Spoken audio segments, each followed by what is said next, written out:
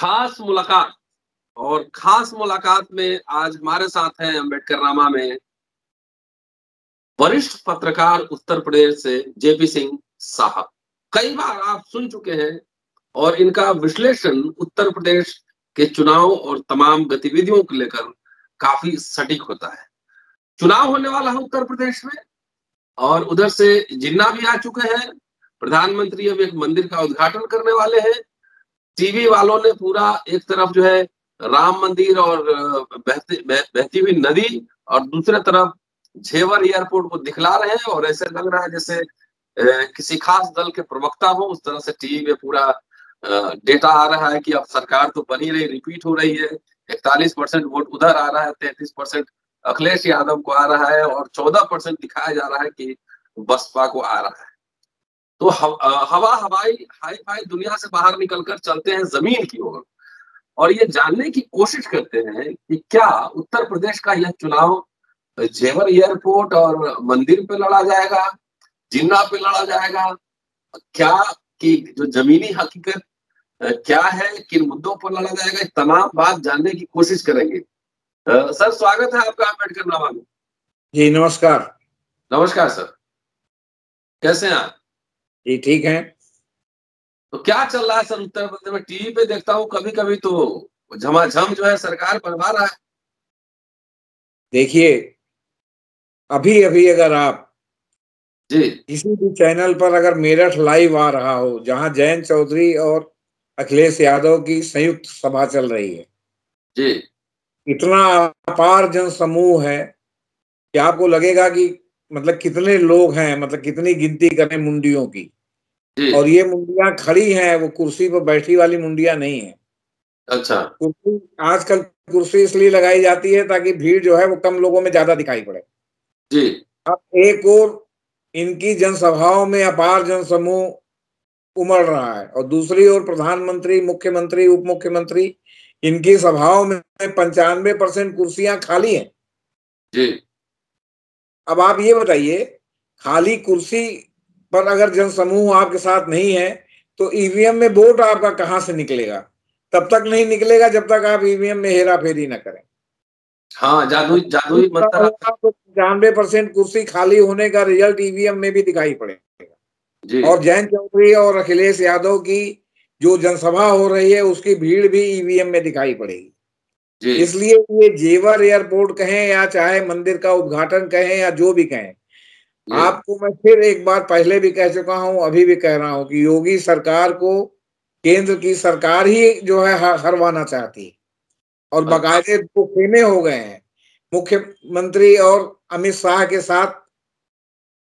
जो केशव प्रसाद मौर्य हैं वो साथ में है, संवैधानिक पद पर उप मुख्यमंत्री रहते हुए उन्होंने जलाभिषेक की घोषणा कर दी है बाबरी मस्जिद की पुण्यतिथि 6 दिसंबर को, जी कल जो था। और वहां चप्पे चप्पे पर पुलिस थी, कोई जलाभिषेक नहीं हो पाया मथुरा में। जी माफी का मुद्दा उभारने की कोशिश कर रहे हैं जबकि संवैधानिक पद पर हैं। जी आप अध्यापक हैं, प्राध्यापक हैं दिल्ली यूनिवर्सिटी के, आप जी अच्छी तरह से जानते होंगे कि जो भी मंत्री या मुख्यमंत्री या प्रधानमंत्री या केंद्र का मंत्री संविधान की शपथ लेता है, जो बाबा साहब अम्बेडकर ने लिखा था, उसमें जिस तरह धर्मनिरपेक्षता की बात की गई है, उसमें अगर कोई भी मंत्री, मुख्यमंत्री, प्रधानमंत्री अगर धर्मनिरपेक्षता के विरुद्ध कोई बयान या कोई उकसाने वाली बात कहता है तो एक प्रकार से वो संविधान का उल्लंघन कर रहा होता है।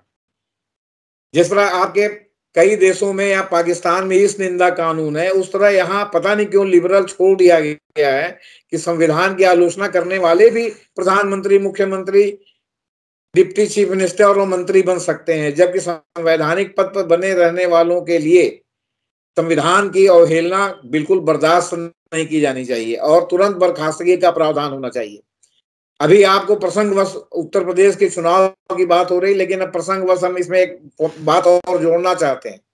अभी आपके जम्मू कश्मीर के जो चीफ जस्टिस हैं पंकज मित्तल साहब, जो इलाहाबाद से गए हैं, मेरठ के रहने वाले हैं, उन्होंने 3 दिन पहले इतवार को एक भाषण दिया कि संविधान में जो समाजवादी और धर्मनिरपेक्ष या पंथ निरपेक्ष शब्द जोड़ा गया है, उससे संविधान की धार्मिक आत्मा, आध्यात्मिक आत्मा की मौत हो गई है या उसके ऊपर प्रभाव आ रहा है। इस तरह कोई चीफ जस्टिस संविधान के विरुद्ध स्टेटमेंट दे सकता है। अब आप सोचिए कि उत्तर प्रदेश में जिस तरह केशव प्रसाद मौर्य ने ये स्टेटमेंट दिया, तो एक योगी भी भले उसी लाइन के हो, लेकिन योगी से एक अलग लाइन खींचने की कोशिश की कि नहीं? और 2 दिन बाद प्रधानमंत्री ने बुला के दिल्ली में उनसे मुलाकात की। तो योगी को हराने के लिए अखिलेश और जयंत या मायावती जी तो बाद में है, सबसे पहले तो उन्हीं के पार्टी के लोग नहीं चाहते कि योगी जीते, और ये बात योगी भी जानते हैं, और मतलब भाजपा में ऐसा कोई नहीं है जो ना जानता। दूसरी बात, भीड़ किसके साथ है? अगर आप उसको लोकप्रियता का पैमाना मानते हैं तो एक और 95% खाली कुर्सी है, और एक और जो है वो क्या कहते हैं, इतना जनसमूह कि आप गिन नहीं सकते कि कितनी मुंडियां दिखाई पड़ रही हैं। एक लखनऊ का 4 PM करके चैनल है, जैसे आपका अम्बेडकर नामा चैनल है, न्यूज चैनल है, वो लाइव दिखा रहा है। अभी मैंने देखा, इतनी भीड़ है, इतनी भीड़ कि मैं अब आपसे क्या बताऊं। अखिलेश और जयंत इनकी क्या कहते हैं, जयंत चौधरी की मतलब उसमें मीटिंग में। तो आप खुद बताइए कि कौन जीत रहा है? अगर आप भीड़ को पैमाना माने, लोकप्रियता को पैमाना माने, और खाली कुर्सी को पैमाना माने, अब ईवीएम चले तो भाई कोई भविष्यवाणी गलत हो जाएगी। सर, एक दोस्त आपने जो कहा उससे 2 सवाल और मेरे ज़हन में आ रहे हैं। संवैधानिक पद। कल मैं लोकसभा की एक प्रोसीडिंग देख रहा था, और लोकसभा में जब अध्यक्ष आए, तो लोगों ने, बीजेपी के लोगों ने जय श्री राम कहा, और अध्यक्ष के मुंह से भी जय श्री राम निकला। कल का प्रोसीडिंग देख लीजिए। तो जब लोकसभा के अध्यक्ष और यही लोग चीफ जस्टिस इस तरह से अगर करेंगे व्यवहार इस लोकतांत्रिक देश में, तो क्या नहीं लग रहा है कि संविधान और लोकशाही खतरे में है? देखिए, जिस समय संविधान सभा में संविधान पर बहस हो रही थी जी, उस समय कुछ चीजें आदर्श वाक्य के रूप में या आदर्श स्थिति के रूप में छोड़ दी गई थी।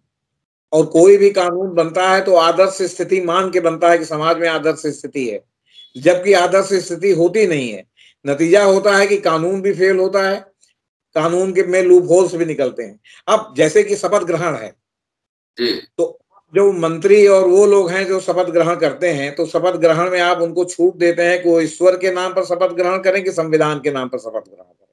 जी, ये चीफ जस्टिसेस के साथ नहीं है, उनको तो संविधान के ही नाम पर शपथ ग्रहण करना पड़ता है। तो आपने जो लूप होल संविधान में छोड़ रखा है कि वो ईश्वर के नाम पर शपथ ग्रहण करे, तो ईश्वर के नाम पर वो प्रणाम और उसका संबोधन भी कर सकते हैं, जय श्री राम कर सकते हैं, अल्लाह अकबर कर सकते हैं, कुछ भी कर सकते हैं जी, कोई काम कर सकते हैं। और दूसरी बात ये कि उनके पास इतना प्रचार तंत्र है, उनका आईटी सेल है कि वो करेंगे तो वो जो है उसको पॉजिटिव वे में जो है प्रदर्शित करेंगे। और अगर दूसरे लोग इसी में, अगर किसी मुसलमान ने किसी मुसलमान के साथ या संबोधन में खड़ा हुआ, उन्होंने कहा जय श्री राम, तो उसने कहा अल्लाह अकबर, तो तुरंत हो जाएगा कि जो है भले कोई मुसलमान ही सांसद हो कि ये जो है सांप्रदायिक है।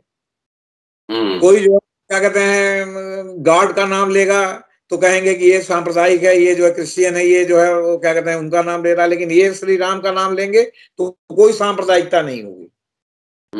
तो ये मतलब जिसे कहते हैं ना कि चित्त भी मेरी, पट भी मेरी, पैसा मेरी अंटी में, वो स्थिति चल रही है सर। दूसरा सवाल सर, आपने कहा कि बीजेपी का अंदरूनी जो कलह है और प्रधानमंत्री और मुख्यमंत्री उत्तर प्रदेश के साथ जो टसल है, तो इसमें क्या आरएसएस जो इनका कि एक मदर ऑर्गेनाइजेशन है और हिंदू महासभा आरएसएस, क्या इसी तरह फ्री छोड़ देंगी? देखिए, ये मामला प्रधानमंत्री के और गृह मंत्री के अस्तित्व का सवाल जी, और वो आखिरी लड़ाई लड़ रहे हैं।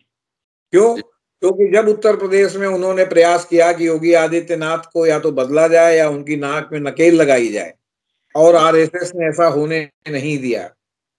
दूसरी बात, आरएसएस लगातार योगी आदित्यनाथ को अन्य स्टेट में भी प्रधानमंत्री के पैरेलल चुनाव प्रचार के लिए भेजती रही है, क्योंकि योगी आदित्यनाथ अभी केवल 49 वर्ष के हैं। जी, तो आप 2024 का चुनाव अगर भाजपा जीत जाती है तो बहुत अच्छी बात है, नहीं जीतती तो फिर 2029 के चुनाव में लोकसभा में भाजपा जोर आजमाइश करेगी। और 2029 के चुनाव में भाजपा की जोर आजमाइश के समय न गडकरी उस उम्र के रहेंगे, न राजनाथ उस उम्र के रहेंगे, और न मोदी जी उस उम्र के रहेंगे। इसलिए नेतृत्व अभी से तैयार करने की कोशिश आरएसएस कर रहा है, जो प्रधानमंत्री को रास नहीं आ रहा। लेकिन अभी आरएसएस में इतनी शक्ति नहीं है, या आरएसएस अभी इस नतीजे पर संभवतः नहीं पहुंची है कि 2024 का चुनाव प्रधानमंत्री के हाथ से गया। प्रधानमंत्री की कार्यशैली ये रही है कि कोई भी पोटेंशियल कैंडिडेट अगर उनकी सत्ता को चुनौती देने वाला होता है तो उसको वो भरने नहीं देते जी। उसको किसी प्रकार जब दिया जाता है। तो योगी आदित्यनाथ की पोजीशन सत्ता संघर्ष में यही हो गई है, क्योंकि वो आरएसएस के कैंडिडेट है। और अच्छा। आरएसएस अभी निर्णायक रूप से जी। ये जो है वो कदम नहीं उठा पा रहा है। अब ये उसकी दुविधा होगी, उसकी अपने अंदर की राजनीति होगी, क्योंकि उसे लग रहा है कि क्या पता प्रधानमंत्री फिर आ जाए, क्यों कि इसी तरह प्रोजेक्ट किया जा रहा है, उनकी लोकप्रियता बहुत बरकरार है। अब वो खाली कुर्सियों वाली सभा को देख पा रही है कि नहीं, अभी कह नहीं सकते।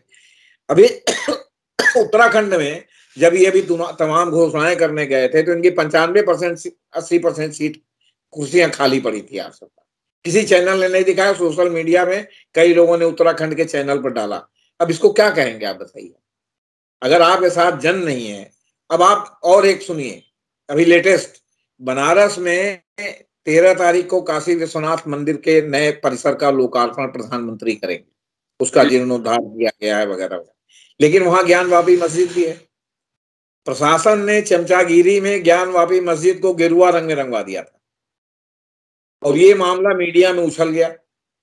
और मीडिया में उछलने के बाद चूंकि अंतर्राष्ट्रीय दबाव भी है, वो गेरुआ सफेद रंग में वापस रंगा जा रहा है। पूरे मस्जिद को बाहर से जो गेरुआ रंगा गया था वो सफेद रंग में जो है कन्वर्ट किया जा रहा है। तो दबाव तो है ही नहीं, क्योंकि आपको जो है वो भीतर से आपको जो है आपका एजेंडा कुछ है और है, ऊपर के श्रीमुख से आपके जो है चूंकि अंतर्राष्ट्रीय स्तर पर आपकी छवि प्रभावित होगी तो आप धर्मनिरपेक्षता का ढोंग कर रहे हैं। आप भीतर से जो है घोर ब्राह्मणवाद चलाते हैं, ऊपर से आप जो है वो दलितों का कभी पैर धोते हैं, कभी ओबीसी का करते हैं, कभी कुछ करते हैं, कभी कुछ करते हैं। तो इनके बारे में मशहूर है कि आरएसएस संस्था जो है ना सहस्त्र फण की संस्था है, मैंने 1000 का। एक मुंह कहेगा बाबरी मस्जिद गिरेगी, एक मुंह कहेगा मंदिर बनेगा, एक मुंह कहेगा कुछ नहीं होगा, एक मुंह कहेगा काशी हमारे एजेंडे में नहीं, दूसरा मुंह कहेगा काशी हमारे एजेंडे में है, तीसरा मुंह कहेगा कि मथुरा हमारे एजेंडे में नहीं, चौथा कहेगा मथुरा हमारे एजेंडे में है। एक मुंह कहेगा कि हम जलाभिषेक करेंगे और प्रधानमंत्री और मुख्यमंत्री के रहते हुए पुलिस लगानी पड़ रही कि जलाभिषेक ना होने पाए। अभी अगर मुख्यमंत्री पैदल हो जाए, हार जाए चुनाव, तो यही मुख्यमंत्री जो है कहने लगेंगे कि अब हम मथुरा में बिना जलाभिषेक किए नहीं मानेंगे। तो बात ये है ना, बात ये है कि इनका अपने साध्य के लिए साधन की पवित्रता पर इन्होंने कभी नहीं ध्यान दिया। और यही ट्रेजेडी उनके साथ भी थी, सावरकर के साथ भी, कि वो माफी मांग के स्वतंत्रता सेनानी बने हुए थे, जबकि उस समय माना जाता था कि आप फांसी पे लटक जाए लेकिन आप माफी नहीं मांगेंगे। क्यों? क्योंकि इनको साधन की पवित्रता पर इनका कभी भी विश्वास नहीं रहा। ये हमेशा अपने साध्य पर नजर रखते हैं। स्थिति है। दूसरी बात आप देखिए, मायावती जी की कल उन्होंने जो वहां की एक विनय तिवारी हैं जो हरिशंकर तिवारी के लड़के, ये लोग चाहे अपने बाहुबल से चाहे अपने जातीय समीकरण से, कुछ दूसरे दलों के जातीय समीकरण मिल जाते हैं तो चुनाव जीत जाते हैं। ये अखिलेश यादव से मिले तो विनय शंकर पांडे, उनके भाई कुशल तिवारी, विनय शंकर तिवारी उनके भाई कुशल तिवारी जो सांसद भी रह चुके हैं बसपा से, और एक बसपा के शासनकाल में विधान परिषद अध्यक्ष थे हरिशंकर तिवारी के भांजे गणेश शंकर पांडे। उन तीनों लोगों को मायावती ने निकाल दिया। अब वो जा रहे हो तो पहले से प्रिवेंटिव स्टेप लिया हो। लेकिन हम आपको कह रहे हैं कि उत्तर प्रदेश में इस बार तो जो है बसपा की स्पेंट फोर्स जैसी लग रही है। फिर उधर चंद्रशेखर रावण ने भी, जो आपके मेरठ साइड में है, उन्होंने भी काफी सेंध लगा दिए इनके वोट बैंक में। तो मुख्य लड़ाई में भाजपा और आपके क्या कहते हैं ये सपा और जयंत चौधरी, ओम प्रकाश राजभर का कॉम्बिनेशन ही सामने है। और तमाम जातीय समीकरणों से अब अगर मान ली कुशल तिवारी वो भी आ जाते हैं तो आप समझिए कि गोरखपुर रेंज का ब्राह्मण जो इनको बिल्कुल आपको पसंद नहीं करता योगी आदित्यनाथ को, क्योंकि वहां ठाकुर ब्राह्मण बहुत जबरदस्त डिवाइड है। तो आप ये समझ लीजिए कि अगर कुशल तिवारी और उनका परिवार सपा में आ जाता है तो वहां ब्राह्मणों का इस बार अच्छा खासा मत, जो बीजेपी का मत है, वो सपा को मिलेगा। अच्छा जी, तो इस समय सारे समीकरण उसी के पक्ष में हैं। अब ईवीएम चले तो जेपी सिंह या कोई भी सिंह हो, वो कोई भी भविष्यवाणी करें या कोई भी अपना तार्किक, जी वो अलग बात है। ईवीएम के खिलाफ हम लोग लगातार आंदोलन चलाते रहे हैं, लेकिन अभी लीडर्स उसमें नहीं बोल रहे हैं। संदिग्ध है ना, इसलिए वो ईवीएम पर जरा मामला गड़बड़ है आपसे। जी इसलिए उसमें आप इसीलिए आप देखते होंगे कि सरकार के चाल चरित्र और चेहरे में अंतर आ गया है। तमाम कमेटी बनाई जा रही है, तमाम लोकतांत्रिक उसको बहाल किया जा रहा है, तमाम मंत्रियों को जिम्मेदारी दी जा रही है, क्योंकि अगर ईवीएम नहीं चलेगी तो फेल होंगे, और फेल होंगे तो उसकी जिम्मेदारी एक आदमी पर न पड़े, सामूहिक हो जाए। ये आप गौर करें तो आपको ये भी दिखाई पड़ेगा कि समय ये कमेटी, वो कमेटी, चुनाव कमेटी, तो फलाने कमेटी, सब दुनिया भर की कमेटियां केंद्र सरकार और उत्तर प्रदेश सरकार बना रही है, इसलिए कि ताकि जिम्मेदारी डाइवर्ट हो जाए। ये ना हो कि मोदी जी फेल हो गए, ये ना हो कि योगी जी फेल हो जी गए। जी एक बात सर, पिछले साल चुनाव बिहार में हुआ था, और तेजस्वी की सभा में भीड़ काफी हुआ करती थी, जी और फाइनली थोड़े से वोट से हारे तेजस्वी। मेरा सवाल ये है कि क्या जो समर्थन दिख रहा है, जो सपोर्ट है, वो वोट में कन्वर्ट हो जाए? देखिए, आप अगर बिहार का चुनाव देखेंगे तो बिहार के चुनाव का जो पहला चरण था, जी बक्सर के इलाके में हुआ था। जी जी जी इलाके का रहने वाला हूं, जी। वहां झाड़ू लग गया। लग गया। 7 चरण में चुनाव कराया था, और जैसे जैसे चुनाव दूसरे चरण, तीसरे चरण, चौथे चरण में बढ़ता गया, वैसे वैसे जो है चुनाव जो है वो तेजस्वी के हाथ से निकलता गया। जी इसके बावजूद बिहार में तेजस्वी की पार्टी सबसे नंबर 1 पार्टी बन के उभरी, सबसे ज्यादा विधायक उसी के थे। जी तेजस्वी की पार्टी ने सीपीआई एमएल को जितनी सीट थी वो भी उसमें से मैक्सिमम जीते। लेकिन जी तेजस्वी की पार्टी ने जो कांग्रेस को सीटें दी थी, जी जो बाद के चरण के चुनाव थे, जो कांग्रेस के कैंडिडेट आपके पहले चरण में थे वो भी सब जीत गए। बक्सर में भी कांग्रेस का कैंडिडेट जीत गया, और वहां गुप्तेश्वर पांडे खड़े थे, वो हार गए, जो वहां के डीजीपी थे। बीजेपी के कैंडिडेट हार गए। लेकिन बाद में जो कांग्रेस ने टिकट दिया था, और जिसके कारण एक शक्ति सिंह गोहिल संभवतः थे बिहार के प्रभारी, उन्होंने बाद में इस्तीफा दे दिया। वहां बाकायदे आरोप लगा कि इन लोगों ने पैसा लेकर के कांग्रेस ने जो है टिकट बांटा, और वो सारे के सारे मैक्सिमम लोग बीजेपी द्वारा कांग्रेस में पैसा देके प्लांटे थे कि ताकि वो तेजस्वी का वोट काटें, और जी वो वहां चुनाव जो है वो क्या कहते हैं, वो कांग्रेस हार गई। अगर कांग्रेस भी जिस तरह तेजस्वी की पार्टी ने परफॉर्म किया, अगर कांग्रेस ने भी उसी तरह परफॉर्म किया होता, और मेरा तो ये मानना है कि वो सीटें अगर इन्होंने वामपंथी दलों को दे दी होती, सीपीआई जी एमएल को दे दी होती, आपके सीपीएम को दे देती हो, सीपीआई को दे देती होती, तो कांग्रेस से ज्यादा अच्छा परफॉर्मेंस करते, हो सकता है इनकी सरकार बन जाती। 5 वोट से तो मामला गड़बड़ हो गया आपसे बता। हाँ 5 सीट अगर इनको अधिक मिलती, और जो बीच में जो 5-5 सीट के 2 छोटे दल हो गए, आपके सहनी का दल हो गया, वीआईपी पार्टी, और आपके मांझी साहब का दल हो गया, इन लोगों जी के मिलने से तो सरकार बन गई, वरना सरकार नहीं बनती। तो सवाल ये जी नहीं कि वोट तो था, लेकिन जब आप गलत कैंडिडेट को वोट दे देंगे समझौते के तहत, मान लीजिए जयंत चौधरी को ही इन्होंने समझौते में दिया है, अब जयंत चौधरी बीजेपी वालों को, प्लांटेड लोगों को पैसा लेके टिकट देने लगे, तो कितनी सीट जीतेंगे आप बताइए। जाहिर है। तो ये इसमें तो चुनाव में चुनाव, चुनाव में चुनाव, टिकट में टिकट, इतने समीकरण हैं कि हम आपसे क्या बताएं। अब एक कांग्रेस भी तीसरे फोर्स के रूप में, क्योंकि प्रियंका गांधी की अगर अगर अखिलेश और जयंत चौधरी की जो मीटिंग आज हो रही है, अखिलेश की जहां जहां मीटिंग हुई है, उसके बाद अगर उत्तर प्रदेश में कहीं किसी के सभाओं में भीड़ हो रही, तो वो प्रियंका गांधी की सभाओं में। वो जहां हम्म। कर रही हैं, आप ये समझ लीजिए कि बीजेपी से ज्यादा भीड़ प्रियंका गांधी की सभाओं में हो रही। जी तो प्रियंका गांधी के सभाओं में तो भाई मूल वोट बैंक तो उनका ब्राह्मण है, और हम्म। बाकी को फिर महिलाओं को उन्होंने लुभाया है। लेकिन अगर प्रियंका गांधी भी अगर कोई वोट काटेंगी, तो मेरे हिसाब से इस बार वो बीजेपी का वोट कटेगा। वो जो लोग बीजेपी से संतुष्ट है, जैसे ब्राह्मण वर्ग है, वो सपा को वोट भले न दे, बीजेपी को देने के लिए नाराजगी की वजह से निकलेगा नहीं, और निकलेगा तो एक विकल्प के रूप में प्रियंका गांधी है। जी ये जी जी 2004 के इलेक्शन यही हुआ था इंडिया साइनिंग के समय, क्योंकि जी अटल बिहारी वाजपेयी ने प्रमोशन में आरक्षण कर दिया, और सवर्ण मतदाता ये सोचते थे कि अटल बिहारी वाजपेयी की सरकार बनेगी तो आरक्षण ही समाप्त हो जाएगा, प्रमोशन में आरक्षण तो बात की बात है। और ये बीपी सिंह ने भी नहीं किया था, क्योंकि उन्होंने जब प्रमोशन में आरक्षण दिया और सुप्रीम कोर्ट ने स्ट्राइक डाउन कर दिया, तो बीपी सिंह ने फिर दोबारा नहीं प्रयास किया। इन्होंने दे दिया तो इसमें उन लोगों में बड़ी निराशा हुई कि जिनको हम सोच रहे थे कि आरक्षण समाप्त कर देते, उन्होंने प्रमोशन में आरक्षण दे दिया। नतीजा हुआ कि जो ब्राह्मण मतदाता विशेष रूप से, मान लीजिए एक परिवार में 5 मतदाता है, 7 मतदाता, तो एक आदमी वोट देने गया, 6 आदमी घर की औरतें होते निकली नहीं वोट देने, मतलब वो उदासीनता हो गई उनके अंदर। तो उस उदासीनता की वजह से आपका 2004 में जो है वो कांग्रेस या और दूसरे जगह से भी लोग जीत गए, और ये लोग जो है 2004 में उस तरह परफॉर्म नहीं कर पाए। 2009 में भी उसी तरह की स्थिति रही, क्योंकि अमेरिका से जो समझौता हुआ परमाणु समझौता, उससे पूरे देश के जो मध्यम वर्ग है उसमें एक अजीब संदेश गया कि ये परमाणु समझौता हो रहा है, भारत पता नहीं कहाँ पहुंच जाएगा।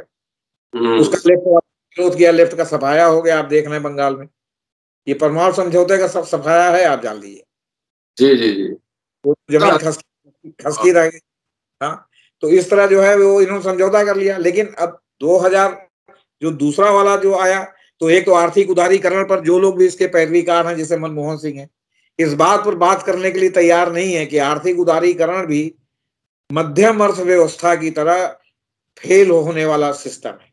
जिस तरह आप कहते हैं कि बिल्कुल सर्वहारा फेल हो जाता है, उसी तरह आपके मध्यम ये आपका पूर्ण उदारीकरण भी फेल होता है। ये मध्यम अर्थव्यवस्था है जो चलती है और जिसके अवशेष अभी भी हैं, जिसके कारण हम लोग कोरोना जैसी महामारी झेल गए।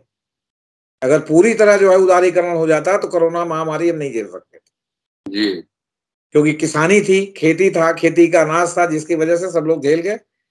ये लोग स्वीकार करने के लिए तैयार नहीं है। दूसरी बात, राहुल गांधी ने जो 19 का जो है, आप अगर घोषणा पत्र देखेंगे तो वो टुवर्ड्स लेफ्ट है, मैंने सेंटर से लेफ्ट की ओर जो है, मतलब क्या कहते हैं, टुवर्ड्स लेफ्ट है जो है, क्या कहते हैं वो जो है घोषणा पत्र उसमें। लेकिन ये जो चिदम्बरम साहब और मनमोहन सिंह थे, उन्होंने चोरी चोरी कुछ कुछ चीजें घुसा दी है उदारीकरण की, मतलब ये आर्थिक उदारीकरण की।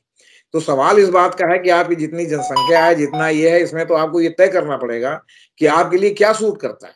और फिर अगर फेल हो रही है, तो फेल होने के बाद इतने जीरो इकोनॉमी हो गई, तो खाली आर्थिक उदारीकरण से ही जीरो इकोनॉमी, वो मतलब उससे हो गई आपके क्या कहते हैं, कोरोना से। नोटबंदी, जीएसटी, तमाम फैक्टर हैं। तो आर्थिक उदारीकरण पर भी बहस होनी चाहिए कि नहीं होनी चाहिए, कि आप थोड़ा सा चकाचौंध चाहते हैं या पूरे देश में समानता चाहते हैं। ये सब भी फैक्टर है। इसलिए इस बार अगर चुनाव में भीड़ का अगर पैमाना आप देखेंगे, तो अभी तो लोकप्रियता उन्हीं की है। और दूसरी बात यह है कि इसमें जो समझौते वाले दल हैं, उनको जो टिकट मिलता है, वो किसको चुनाव लड़ाते हैं, जी, वो उसमें क्या करते हैं। वहां जो है मतलब डमी कैंडिडेट को टिकट बेचते तो नहीं है। ये सब जब टिकट घोषित होगा तो ये भी सामने आ जाएगा। आप हमसे बात कीजिएगा, हम बता देंगे कि इस तरह डमी कैंडिडेट घोषित हुए हैं, हो सकता है चुनाव हार जाएंगे। इसीलिए उत्तर प्रदेश में नजर पड़ लगातार अम्बेडकर नामा की रहेगी, आपसे बात करते रहेंगे। आखिरी सवाल सर, जी, ये मंदिर मस्जिद जिन्ना होगा कि रियल मुद्दे, महंगाई, बेरोजगारी, पुलिस का लाठी चार्ज अभी 2-3 दिन पहले लखनऊ में हुआ है, पुलिस ने डंडे बरसाए हैं युवाओं पर, ये मुद्दे बनेंगे कि सिर्फ यही मंदिर मस्जिद रहेगा और कास्ट रहेगा? देखिए, मस्जिद मुद्दा तो अब की बार गरमाने वाला नहीं है, क्योंकि मुसलमान टेक्टिकली जो है चुप हैं। और ओवैसी को उस तरह सपोर्ट नहीं मिल रहा है जिस तरह ओवैसी ने जो उत्तर प्रदेश में उम्मीद की थी। तो और मुसलमान बाई एंड लार्ज, हम फिर आपसे कह रहे हैं, मुसलमान बाई एंड लार्ज इस बार सपा और जयंत चौधरी और ओम प्रकाश राजभर के गठबंधन में है। उधर जो है वो आपके जाट जो है मुसलमानों के साथ शेयर कर रहे हैं। आज की मीटिंग में भी मुसलमान नेता मंच पर बैठे हुए हैं। आपके इधर जो है आपका अंसारी ब्रदर्स के जो है मतलब प्रत्यक्ष या परोक्ष रूप से आ जाने के कारण, और ओम प्रकाश राजभर 30-35 सीटों को प्रभावित करते हैं, ये फैक्टर भी है। और इसके साथ कुशासन सबसे बड़ा फैक्टर है, जिसमें आपने जितने भी मुद्दे उठाए वो सब कुशासन से संबंधित। जी, आप ये समझ लीजिए कि कल एक मैयत हो गई थी, मैं शमशान घाट पर गया था। जी, वहां लोगों ने हमसे पूछा कि भैया आपकी बार तो ये गए, और ऐसे ऐसे लोगों ने पूछा जो मतलब एक समय में बीजेपी के या मतलब राम भक्ति के मतलब अंध समर्थक थे। हमने कहा यार तुम ऐसा कह रहे हो, कहीं न रे भैया, 100 रुपया किलो टमाटर खरीद रहे हैं, 210 रुपया किलो तेल खरीद रहे हैं। अब क्या हम लोग अपना जो है अर्थी उठवाने के लिए इनको वोट देंगे क्या? अब आप सोचिए, हमने आपको पिछली बार बलिया के चौपाल का बताया था, अब की बार आपको बता दें कि मतलब यहाँ इलाहाबाद के प्रयागराज के शमशान घाट पर लोग इस तरह की बात कर रहे हैं, और वो लोग बात कर रहे हैं तो बिल्कुल मतलब भक्ति भाव में जो है हमेशा सदैव रहे हैं। तो असली बात है ना, खाइल निक की माई निक। अभी भी अगर थोड़ा इनको वोट मिल जाएगा ना, तो जो मुफ्त में राशन दे रहे हैं उसकी वजह से मिल जाएगा, वरना अगर मुफ्त में राशन भी जैसा बंद कर रहे थे आपके मोदी जी, अगर 30 नवंबर को मुफ्त का राशन बंद हो जाता तो जिनको जो वोट मिलने वाला है वो भी नहीं, वो भी नहीं मिलता। किसान आंदोलन एक मुद्दा रहेगा, बहुत बड़ा मुद्दा है सर। किसान तो अभी भी इनके बहुत खिलाफ हैं। क्यों? क्योंकि इनका जो है उनके खिलाफ बयान देना जारी है।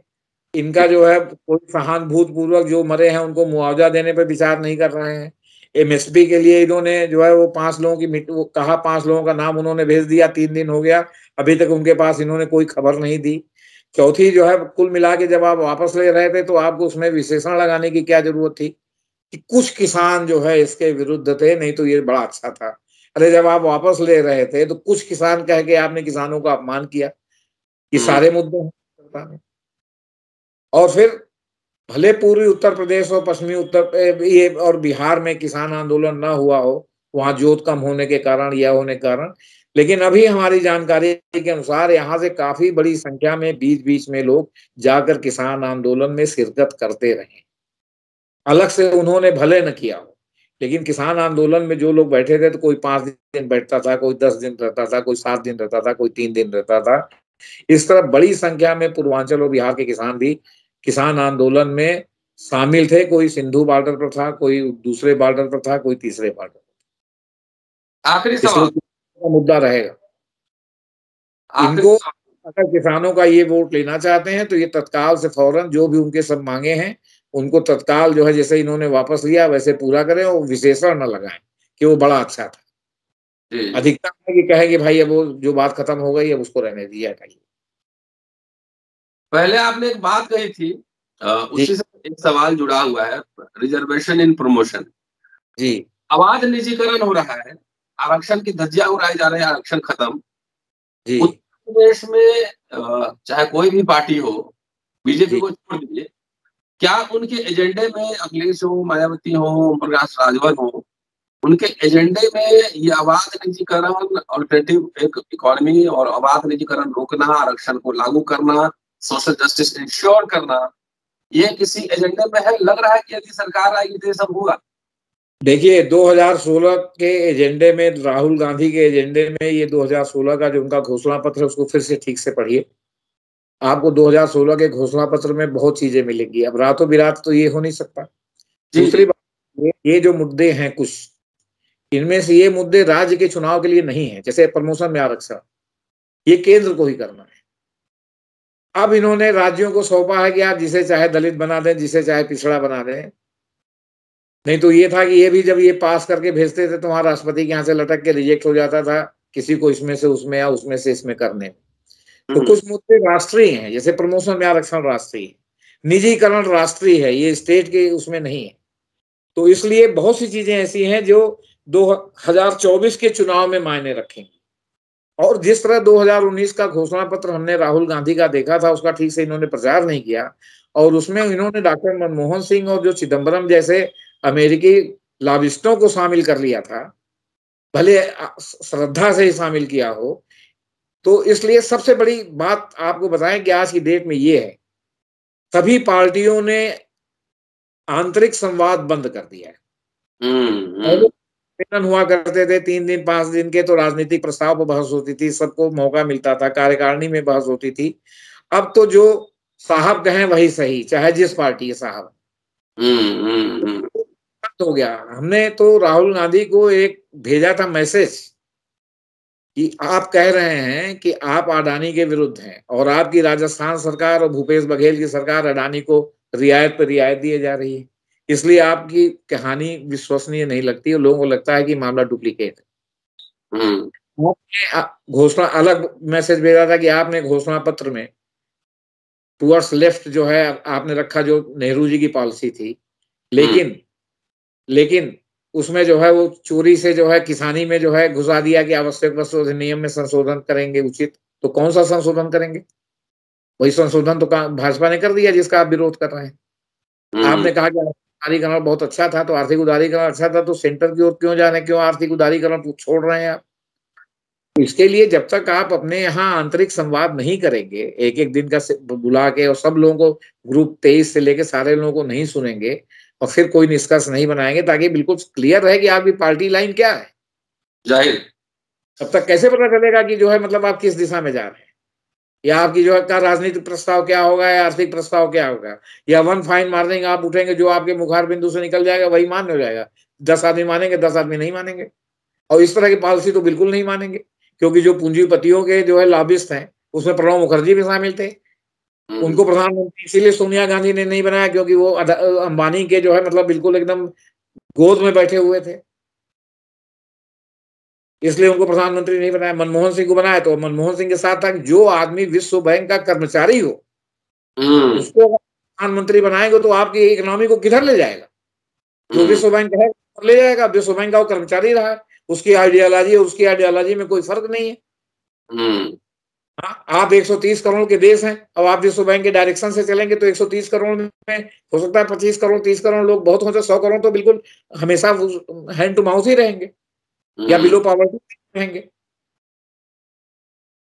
तो बात ये है ना, कोई गंभीर सार्थक बहस होनी चाहिए ना, और जब तक गंभीर सार्थक बहस नहीं होगी तो सुपरफिशियल बहस से कोई फायदा नहीं, कुछ नहीं होगा। जाहिर है सर, लेकिन कुछ मुद्दे राज्य स्तर पर भी, राज्य सरकारें में भी नौकरी होती है, तमाम होता है, राज्य सरकार अपने तरफ से भी निजीकरण को बढ़ावा देती है। तो इस संदर्भ में मैंने पूछा था कि जो लोकल इश्यूज है उसमें सोशल जस्टिस दिखेगा क्या? देखिए, जब केंद्र की राजनीति कुछ भी होती है ना तो उसमें राज्य की राजनीति नहीं चलने पाती, क्योंकि अगर पॉलिसी डिसीजन में राज्य कोई निर्णय लेता है तो उसमें केंद्र जो है रोड़े अटका देता है। आपके गवर्नर साहब दस्तखत नहीं करेंगे, उसको भेज देंगे आपके क्या कहते हैं राष्ट्रपति के पास, तो ठंडे बस्ते में रहेगी। आपसे बताएं, ये लगातार हमने 2500-3000 साल के राजनीति के अनुभव से सीखा है। जो चीज जो है सेंटर को मंजूर नहीं होगी, सरकार सेंटर में किसी की भी हो, वो जब राज्यपाल के पास दस्तखत के लिए, आप सोचिए महाराष्ट्र में कोश्यारी साहब ने कितनी फाइल दबा रखी है बीजेपी के गवर्नर साहब ने, यहाँ तक कि हाई कोर्ट में भी मामला गया, हाई कोर्ट ने भी कहा कि भाई आप एक टाइम फ्रेम रखिए ना, या तो रिजेक्ट कीजिए या एक्सेप्ट कीजिए। और वो एक्सेप्ट करने वाली चीजें ऐसी हैं जैसे विधान परिषद में नॉमिनेशन है, सरकार जो देगी आपको मानना ही पड़ेगा, तब आप उसको दबा के बैठे हुए हैं। राज्य सरकार क्या कर रही है? कोर्ट ही जा सकती है ना, और कोर्ट में भी जो इस साल पहले अटल बिहारी वाजपेयी के समय कार्यकाल में 5 साल में जो जज भर्ती हुए हैं वो अब ऊपर लेवल पर पहुंच गए हैं। अभी आपने अरुण मिश्रा को देखा, वो बीजेपी सरकार में भर्ती हुए थे, ऊपर लेवल पर पहुंच गए थे, सुप्रीम कोर्ट के सीनियर जज बन गए थे, तो वो जो है बिल्कुल बीजेपी के एजेंडे पे चल रहे थे। किसी ने क्या कर लिया उनका? तो इस तरह जो है जो तमाम जज जो विभिन्न हाई कोर्टों में जो आरएसएस कैडर के भरे गए हैं, अभी समय जो जज भरे जा रहे हैं अगले 20 साल बाद, वो जब सुप्रीम कोर्ट और हाई कोर्टों में चीफ जस्टिस और ऊंचे पदों पर पहुंचेंगे तो वो बीजेपी का एजेंडा लागू करेंगे। जी जी जी। अब आप सोचिए, पंकज मित्तल साहब कह रहे हैं कि जो है मतलब उसमें समाजवाद और पंथ निरपेक्षता शामिल करने से जो चीफ जस्टिस बने हुए हैं, इसीलिए कह रहे हैं कि चीफ जस्टिस के बाद वो सुप्रीम कोर्ट में चले जाए। जी। लेकिन अब सुप्रीम कोर्ट में 3 आदमी का कोटा है, 3 आदमी का कोटा अभी फुल है सुप्रीम कोर्ट में। तो इलाहाबाद हाई कोर्ट के हैं तो जब एक जगह खाली होगी तभी वो जाएंगे, तो पहले से ही भाव बना रहे हैं ताकि कहीं ना कहीं एडजस्ट कर दिए जाए। और क्या मतलब वैधानिक पद पर रह के आपको संविधान के विरुद्ध इस तरह बात करने का क्या मतलब है सर? जी। चीफ मिनिस्टर उत्तर प्रदेश केशव प्रसाद मौर्य जलाभिषेक करने की घोषणा किए थे और मथुरा हमने छोड़ा नहीं, इस तरह की घोषणा किए थे। और ये भी कहे थे कि इस जो कानून बना है कि सन 50 में जो भी जैसे था वैसे ही रहेगा, तो जब वो क्या कहते हैं आपका किसान कानून वापस हो सकता है, वो कानून क्यों नहीं वापस हो सकता? अब यहाँ तक बात चल रही है। जी उसको जी। क्या कहना, वैधानिक पद पर रह के संविधान की धज्जी उड़ाना, और आपके पास कोई ये अल्टरनेट व्यवस्था नहीं है कि उसको आप चेक एंड बैलेंस कर सकते, तो ये कमी है ना। तो आदर्श स्थिति के लिए बाबा साहब ने संविधान बनाया था। ये तो जानते नहीं थे कि आगे आने वाले लोग इतने बेईमान हो जाएंगे कि संविधान की ही धज्जियां उड़ाने लगेंगे, और वो आदर्श स्थिति नहीं रहेगी और कोई चेक एंड बैलेंस आपने बनाया नहीं। चलिए सर, अब चुनाव आने वाला, हर हफ्ते आपसे एक चर्चा जो है उत्तर प्रदेश चुनाव पर हम जरूर करेंगे। शुक्रिया सर, आपने इतना वक्त दिया।